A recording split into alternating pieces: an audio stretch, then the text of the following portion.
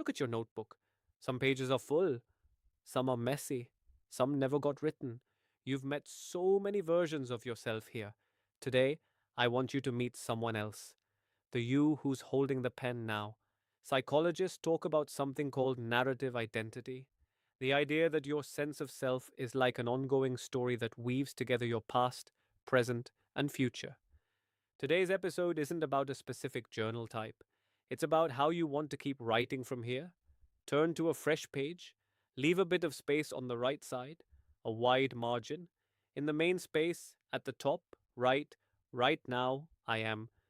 Then finish the sentence in a few lines. Not your Instagram bio, not your CV, just where you are in this season. Maybe, right now, I'm tired, hopeful in small ways, trying to be more honest with myself. Right now, I'm a person in between chapters, letting go of some things, afraid of what comes next. Right now, I am learning how to be on my own side. This is present you on the page. Now, in the margin on the right, you're going to let a gentle future self speak back. So in the margin, write future me looking back. Then add one short line as if they're writing a note in the margin of your life. For example, future me, you didn't stay stuck here as long as you're afraid you will. Or, future me, you were building muscles here you'll be grateful for later. You don't need to know exactly who you'll be. You're just letting some version of you who made it through send a small message back. Next, we'll anchor your journaling in values, the principles you want your life to reflect. Research shows that writing about your core values even once can reduce stress, support mental and physical health, and help you persevere in hard situations. Under your paragraph, write values I want this journal to honor. Pick 3 words, not trends, not what sounds impressive. What truly matters to you. For example, honesty, growth, kindness, creativity, connection, freedom, stability, courage. Write them down, then add one more line. If I looked back 10 years from now, I'd be proud that I acted from, and list 1 or 2 values you'd like future you to see on these pages. You're giving your journal a quiet job description, not just capture everything, but help me live closer to what matters to me.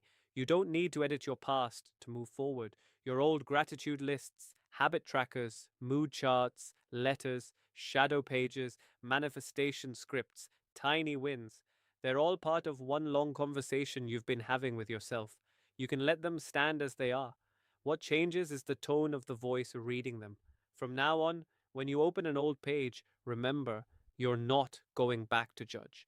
You're going back to accompany, to say, I know what you went through. I'm here now. We made it this far. That alone is a different kind of healing. If you'd like, you can give this whole season of your journaling life a simple closing spread. On one page, write what this journal has seen so far. Then bullet the day I finally wrote an honest first line. The first time I wrote 3 real gratitudes. The moment I changed how I track habits. A feeling I finally named. An unsent letter that needed to exist. A part of me I stopped running from. A value I realized matters to me. A tiny win I'm glad I recorded. A younger self I treated with more kindness. On the opposite page, write what I want this journal to keep being for me, and finish it in your own words.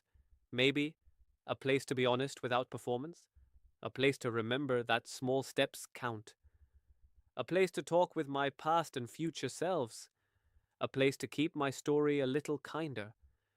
Psychologists say that when we consciously name the story we're living, we create more coherence, more meaning, and more stability in our sense of self. If you've listened through this mini series and maybe written even a few lines along the way, you've already done more inner work than many people do in years.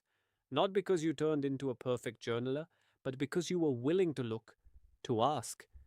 Future self journaling experts say that writing regularly to and from your future self can help you act today in ways your future will thank you for. Values based journaling research suggests that when your pages reflect what truly matters to you, you're more resilient in stress, more grounded, more able to keep going. Narrative identity work reminds us that we're always in the middle of drafting our life story, never finished, always editable, always in progress. So, as we close this series, here's a simple prompt for your very next page. Years from now, I hope I can say I treated myself with more, and then write whatever word you need most: care, patience, honesty, respect, curiosity, love. Let your journal be the place where that intention keeps quietly appearing between your lines.